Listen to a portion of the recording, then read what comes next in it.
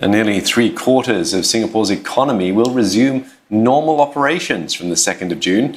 At the moment, only essential services, or about 20% of businesses, are allowed to open their doors.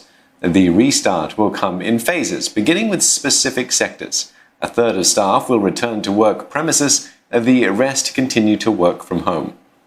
The first phase includes firms in manufacturing and production, finance and insurance. It also covers wholesale trade, transport and storage, as well as professional services.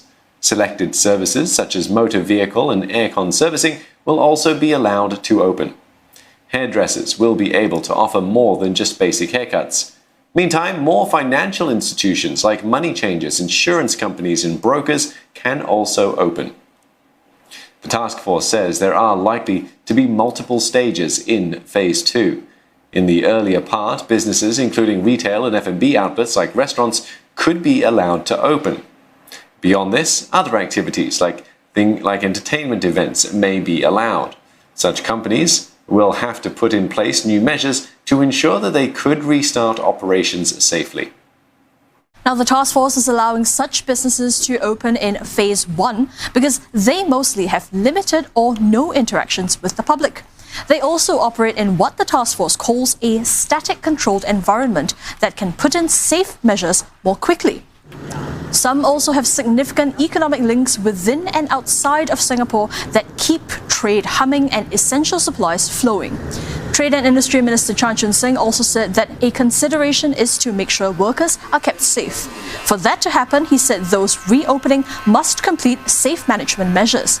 These include things like safe distancing, staggered office hours, no cross-deployment of staff, proper accommodation of workers, and making sure staff don't mingle outside of work.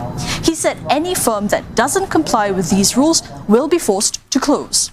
Businesses that open must also still maintain work-from-home arrangements as much as possible.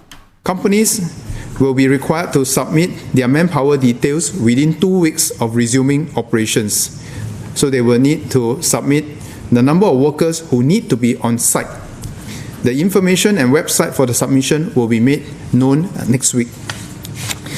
I'd just like to say that we urge all companies to practice good management practices so that they minimize the number of workers required on site to the smallest number possible.